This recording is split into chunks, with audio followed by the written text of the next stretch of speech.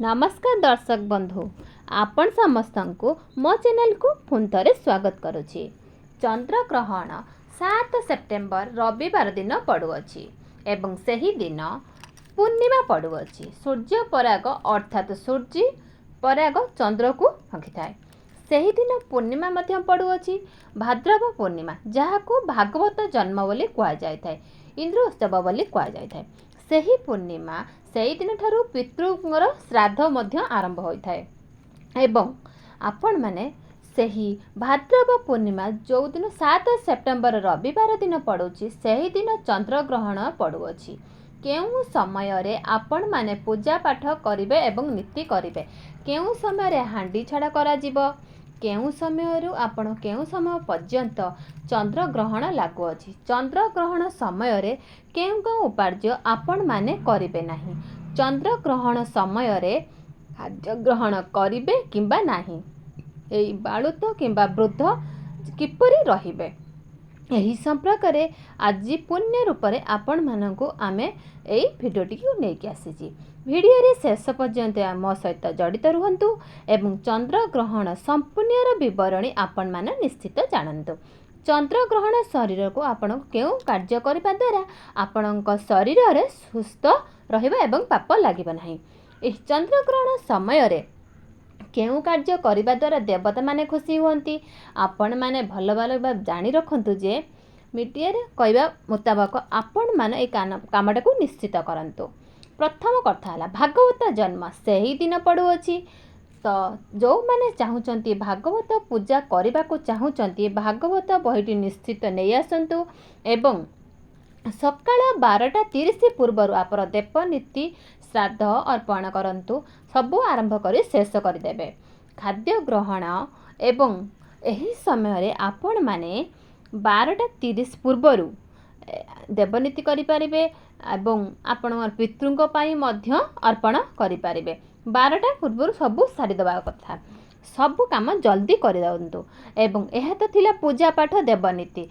पूजा पाठी सबु सरी गला परे निज ठाकुर घर को भल भाबरे ढांकी दियंतु एवं घोड़ना पके दियंतु, भल भाबरे ढांकी ढुंकी दियंतु।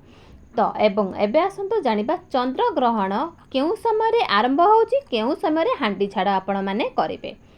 तो आपण माने कोन करिवे ना जे कह जाय जे 3 घंटा पूर्व जेतेबेले ग्रहण लागुची ता 3 घंटा पूर्व आपण हांडी छाड़ करबा को ही पड़िबो एवं 3 घंटा पूर्व खाद्य खाई सारिबे, तापर खाद्य आ खाइबे नाही, जहा द्वारा कि आपणक शरीर पई बहुत खराब हबो। एमिति करिवे।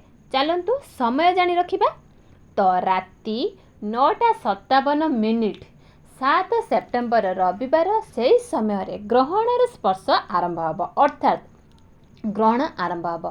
संपूर्ण ग्रास 11:01 रे ही हबो।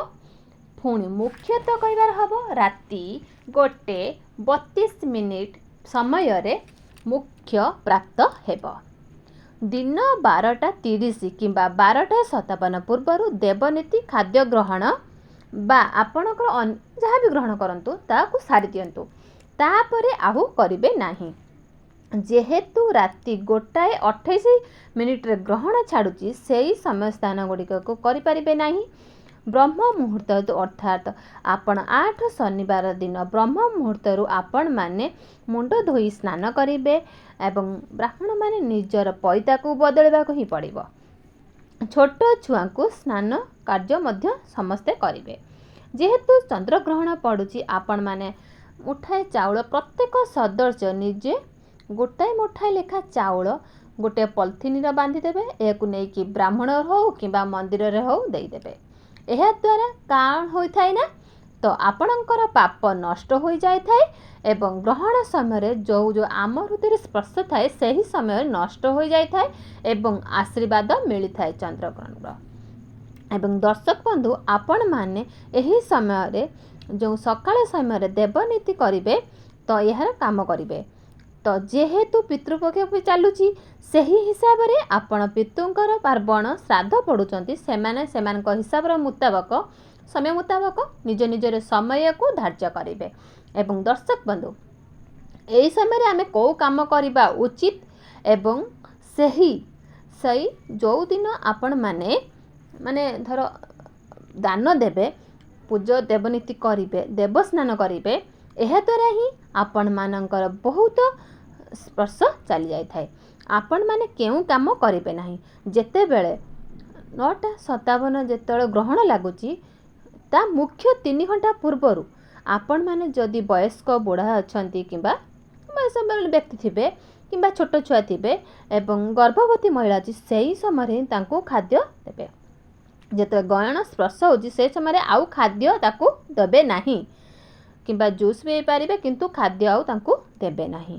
ରାତ୍ରି ସମୟରେ ଅନ୍ନ ଭୋଜନ ବିଲକୁଲ ବି କରିବା ଉଚିତ ନୁହେଁ। ଯେଉଁଦିନ ଚନ୍ଦ୍ରଗ୍ରହଣ ଲାଗୁଛି ସେହିଦିନ ଛୋଟ ଛୁଆଙ୍କୁ ଯଦି ସମ୍ଭବ ହୋଇପାରିବ ଅନ୍ନ ଭୋଜନ ଠାରୁ ଦୂରେଇ ରଖନ୍ତୁ। କିଛି କିଛି କାର୍ଯ୍ୟ ଯାହା ବି ଆମେ ମାନିଲେ ଆମ ହିନ୍ଦୁ ଧର୍ମର କିଛି ଜିନିଷ ଆମେ ମାନିବା ହିଁ ଉଚିତ, ଯାହାଦ୍ୱାରା ଆମର ହିଁ ଅମଳରୁ ହିଁ ବଞ୍ଚିତ ହୋଇପାରିବା।